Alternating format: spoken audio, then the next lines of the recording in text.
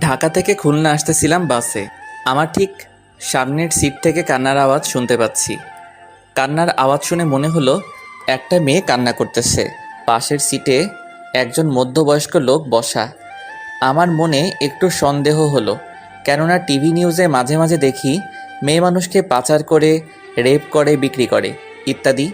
আমি একটু ভালো করে কান পেতে শুনতেছিলাম। লোকটি মেয়েটাকে বলতেছে, চুপ কর সেমরি, চুপচাপ বইসা থাক। তোরে আমার আনাই ভুল হয়েছে। হালারে কত কইরা কইলাম এই সেমরি আমার লাগবো না, তাও তোরে আমারে দিয়া দিল। এখন চুপচাপ বইসা থাক, নইলে কিন্তু তোরে আবার দিয়ামু।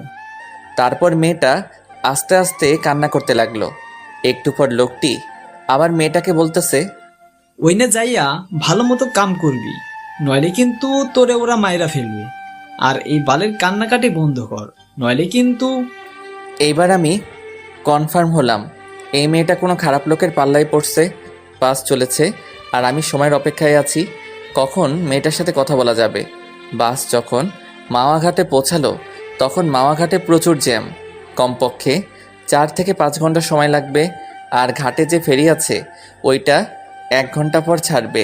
তার মানে আমরা পরে যে ফেরি আসবে সেই ফেরিতে যাওয়া লাগবে জ্যামের কারণে। বাসের ভিতর গরমের কারণে অনেক যাত্রী বাইরে বের হচ্ছে। কিছুক্ষণ পর ওই লোকটা বাইরে বের হলো। আমি এই রকমই একটা সময়ের অপেক্ষা করতেছিলাম। আমি মেয়েটার পাশের সিটে বসলাম, মেয়েটার দিকে তাকালাম। মেয়েটা বোরকা পরা, শুধু তার চোখটা দেখা যাচ্ছে। চোখটা রক্তের মতো লাল।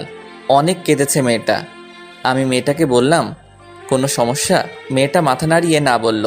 আমি বললাম, যদি কোনো সমস্যা থাকে বলতে পারেন। মেয়েটা কিছুক্ষণ চুপ থেকে বলল, সমস্যা বলে কি হবে, যে সমস্যার কোনো সমাধান নাই?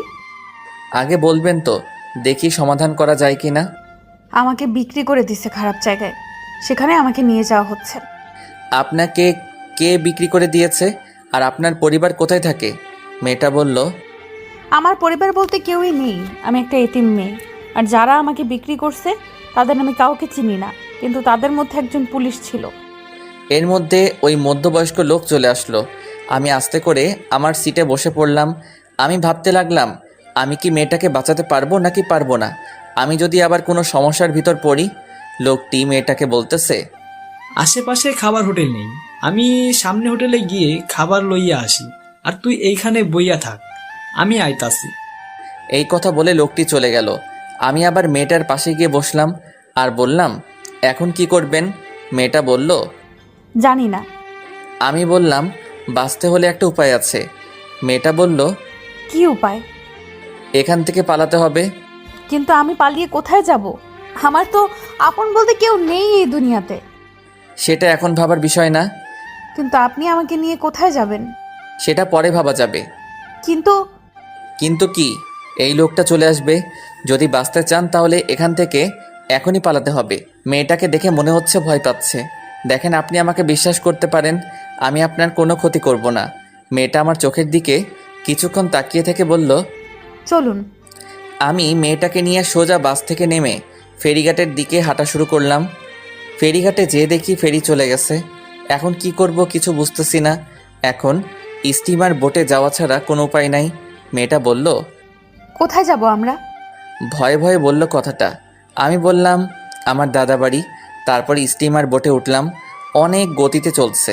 কিছুক্ষণ পর মেয়েটা অন্যদিকে ফিরে মুখের উপর থাকা মুখোশটা মাথার উপরে উঠিয়ে হাতটা মেলে আকাশের দিকে তাকিয়ে রইল।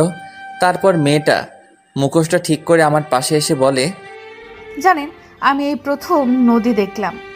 মানে? আপনি আগে পরে কখনো নদী দেখেন নাই? না, আমি সব সময় এতিমখানার ভেতরেই থাকতাম। আপনার আপন বলতে কেউ কি নেই? জানি না আছে কিনা। বলেই মেয়েটা কান্না করতে লাগলো। কান্না বন্ধ করুন, মানুষজন খারাপ ভাববে। বোট থেকে নামার পর আমার চাচাতো ভাইকে ফোন দিলাম। হ্যালো শাকিল। কেমন আছো ভাইয়া? ভালো, আমি আসতেছি বাড়ি। সত্যি? হুম। এই কে কে আসবে? একটা মেয়ে আছে, আমার সাথেও আসবে। কে ভাইয়া মেয়েটা? আমি আসি তারপর বলবানি। থাক, আর বলা লাগবে না, আমি বুঝছি। কি বোঝো? বলার আগে ফোনটা কেটে দিল। তারপর মেয়েটাকে বললাম, কিছু খাবেন? মেয়েটা মাথা নাড়িয়ে না বলল। তারপর আমি জোর করে